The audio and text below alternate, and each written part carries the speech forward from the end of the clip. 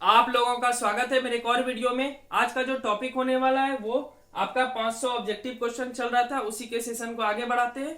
ठीक है, उसी के सीरीज को आगे बढ़ाते हुए आज हम सब इस वीडियो में देखेंगे क्वेश्चन नंबर 181 से लेकर के 190 तक, जो कि चैप्टर आपका अध्याय 12 है, चैप्टर नंबर 12 वृत्त से संबंधित क्षेत्रफल। ठीक है, वही सीरीज चल रहा था, इसका हम सब 20 क्वेश्चन देख लिए थे। चलिए इस वीडियो में 10 क्वेश्चन देखेंगे और अगर मुझे लगेगा और ज्यादा इंपॉर्टेंट क्वेश्चन बचे हुए हैं तो एक और वीडियो इसी चैप्टर का लाऊंगा। ठीक है, तो आज हम सबको 200 क्वेश्चन प्रॉपर करके जाना है। उसके बाद कल जो है एक नया अध्याय शुरुआत होगा। ठीक है, फिलहाल यहाँ पे 181 से शुरुआत करते हैं और एक एक करके सवाल को समझेंगे।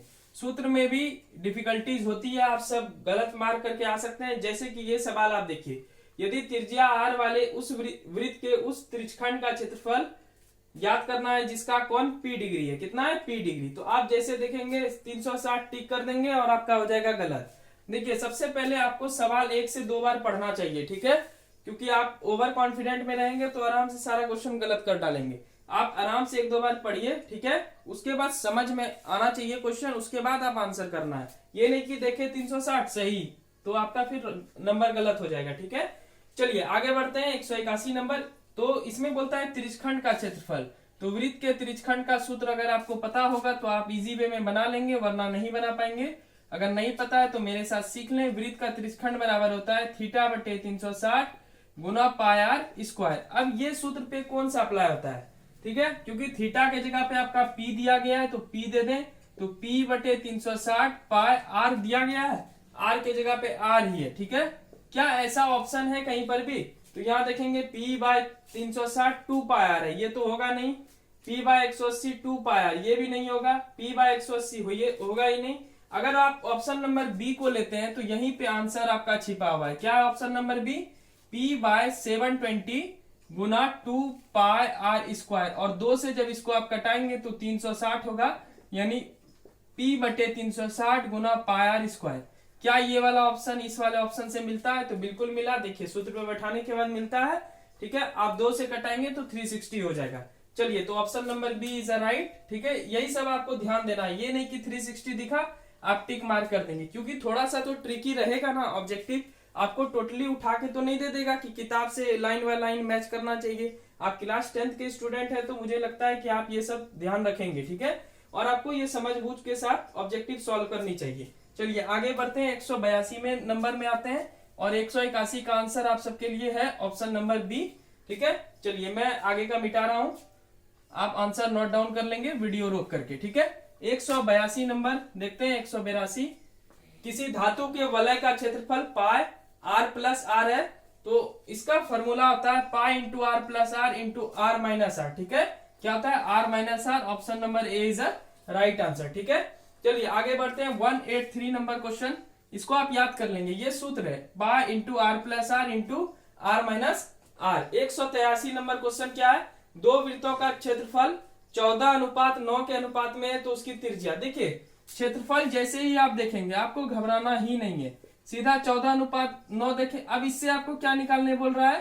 त्रिज्या। बहुत सिंपल है, दोनों पे आप वर्ग कर दे, दोनों पे क्या कर देंगे? रूट कर देंगे, वर्गमूल निकालना है। तो 14 का तो भैया कुछ नहीं निकलता है, उतार दें। 9 का आपका 3 निकलता है, तो क्या आ गया? √14/3। तो इसमें कुछ भी आपको पीएचडी करने की भी आवश्यकता है नहीं, आपको पीएचडी करना था, कर लिए 1 साल में। अब इसको डायरेक्ट समझे, क्षेत्रफल से त्रिज्या कैसे निकालेंगे। अगर क्षेत्रफल रहेगा तो आप क्षेत्रफल पे रूट देंगे तो आपका त्रिज्या आ जाएगा, और त्रिज्या से अगर आपको क्षेत्रफल निकालना हो तो इस पे वर्ग करेंगे, यानी 14 पे वर्ग करेंगे और 3 पे वर्ग करेंगे। बात समझ में आ रहा है? ठीक है, चलिए अब आगे बढ़ते हैं। फिलहाल तो 183 का आंसर कितना हो गया? √14/3, यानी ये हो गया ऑप्शन नंबर डी।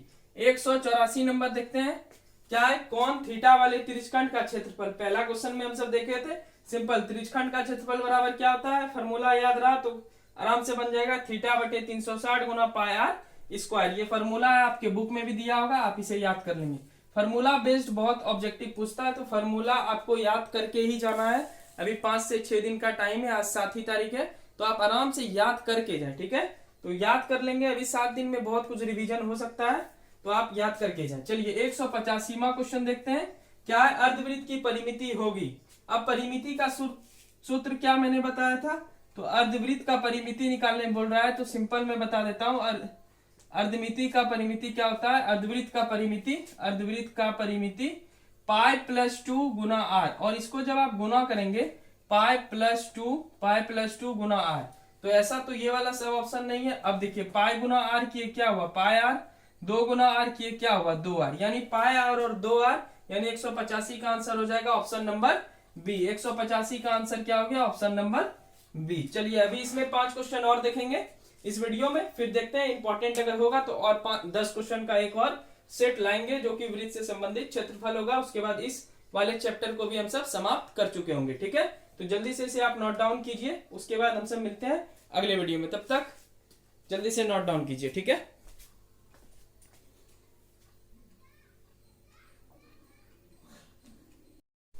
चलिए 186वां में पहुंच चुके हैं, 186।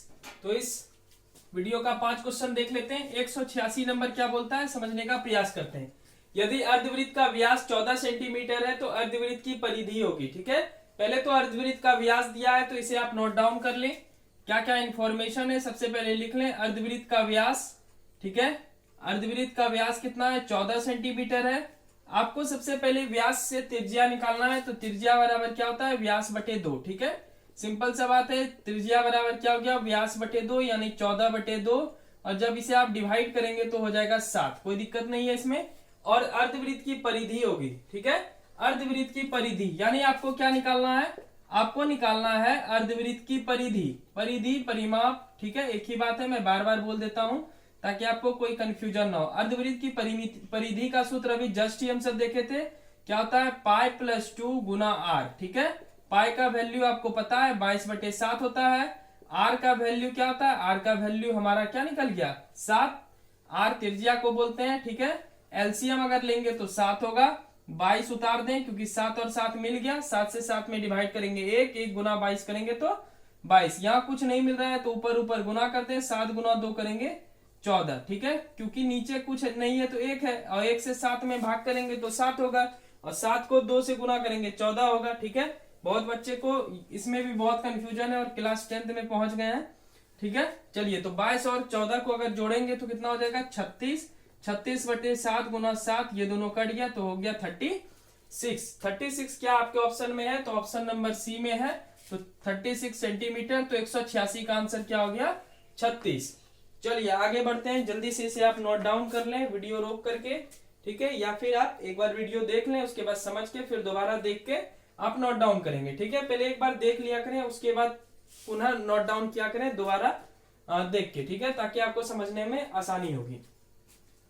चलिए आगे बढ़ते हैं, 187वें प्रश्न में आते हैं, जो कि क्या है, दो वृत्तों के क्षेत्रफल का अनुपात x² और y² है, अनुपात में तो त्रिज्या। देखिए सिंपल है, फिर से क्षेत्रफल दिया है, मैंने आपको क्या बोला, क्षेत्रफल जैसे ही रहेगा आपको क्या करना है, क्षेत्रफल से आपको क्या निकालना है, त्रिज्या। तो क्या करेंगे, क्षेत्रफल पे रूट चढ़ा देंगे। ठीक है, यानी इसका वर्गमूल निकालेंगे तो आपका त्रिज्या आ जाएगा। तो स्क्वायर से रूट कट जाता है, स्क्वायर से रूट कट गया तो बच क्या गया, x अनुपात y। क्या ऑप्शन में x अनुपात y है, देखिए यहाँ पे ऑप्शन नंबर ए x अनुपात y, यानी 187 का आंसर क्या हो जाएगा, ऑप्शन नंबर ए। ठीक है, चलिए 188वें प्रश्न की ओर देखते हैं, और ये बहुत अच्छा और इंटरेस्टिंग क्वेश्चन है। ठीक है, इस प्रकार के क्वेश्चन में आप सब इतनी आसानी से कर लेंगे कि आपको मतलब पता भी नहीं चलेगा कितना इजी क्वेश्चन है। ठीक है, खाली देखने में लग रहा है भारी।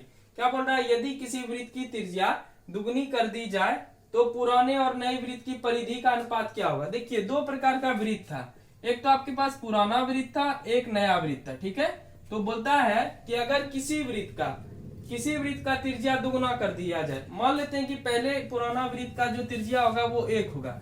ठीक है, और नया वृत्त जैसे आया हम दुगुना कर दिए, मेरा मन दुगुना कर दिए, तो 1 को 2 से गुना करेंगे 2 हो जाएगा, तो उसका अनुपात क्या होगा। तो क्या अनुपात आया, 1:2। देखिए ऑप्शन में है। अब इसी सवाल में कितना छोटे में बन गया, इतना सवाल, छोटा सा सवाल, कुछ भी नहीं था, और आप सब छोड़ के आ जाएंगे। ठीक है, तो option number A is right. 188 का आंसर क्या हो गया, ऑप्शन नंबर ए। उसी प्रकार दूसरा सवाल है, देखिए दूसरा सवाल भी बहुत इंटरेस्टिंग है, आप समझें इसको।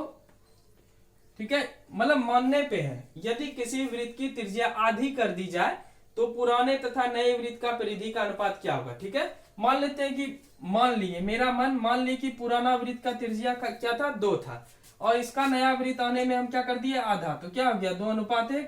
सिंपल सा है, तो 2:1 ऑप्शन नंबर बी में है, कुछ भी नहीं है, ठीक है, तो ऑप्शन नंबर बी हो गया। इसी तरह अगर आपको आगे सवाल दे दिया, ठीक है, एक दो और अभ्यास कर लेंगे, ठीक है, एक और अभ्यास कर लेंगे, ठीक है, और 10 क्वेश्चन जो वृत्त से संबंधित क्षेत्रफल का आएगा उसमें एक दो क्वेश्चन इसका अभ्यास करेंगे, ठीक है। 190 प्रश्न देखते हैं। 190वां, वृत्त का क्षेत्रफल का सूत्र क्या होता है, तो बता दीजिए। वृत्त का क्षेत्रफल बराबर पाई आर स्क्वायर, क्या होता है, option number C, pi r square. तो ये थे वृत्त से संबंधित क्षेत्रफल के 180 से यानी 181 से लेकर के 190 नंबर क्वेश्चन तक। इतने सारे ऑब्जेक्टिव अभी तक अगर आप कर लिए हैं तो बहुत बहुत अच्छी बात है, ठीक है। आप में बहुत कैपेसिटी है पढ़ने की, और अभी कुछ मत करें, मैं बार बार बोल रहा हूँ, मोबाइल को बंद कर दें, जो पढ़ाई वाला वीडियो उसको देखें, मोबाइल को हटा दें पास से, मोबाइल नहीं रखना है, ठीक है। ऐसे भी मोबाइल कंसंट्रेशन बिगाड़ने का सबसे बड़ा वो है, मतलब एक ऐसा गैजेट बना दिया है जो हमेशा पॉकेट में घूमते रहता है, ठीक है। आपके कंसंट्रेशन को बढ़ाने में मदद ही नहीं करेगा, ठीक है, आपके ध्यान को हटा देगा। ध्यान को भंग करने में सबसे बड़ा अभी आफत का जो है वो मोबाइल है। तो एग्जाम के टाइम में आप फिलहाल रख दें, ठीक है। थोड़ा देखा करें, 2-3 घंटे से कुछ नहीं होता है, ठीक है। 2-3 घंटे भी मैं बहुत ज्यादा बोल दिया। 1 घंटे अगर आप देख रहे हैं मोबाइल तो नॉर्मल इधर उधर का वीडियो तो कोई बात नहीं है, पढ़ाई के संदर्भित देख रहे हैं तो तब तो ठीक है, क्योंकि आप जो देखेंगे वही बनेंगे, सिंपल सा लॉजिक है। तो आप प्लीज अच्छे से वीडियो को फिलहाल देखें। एग्जाम है नजदीक, 14 फरवरी, ज्यादा दिन तो है नहीं, 7 दिन बाद है।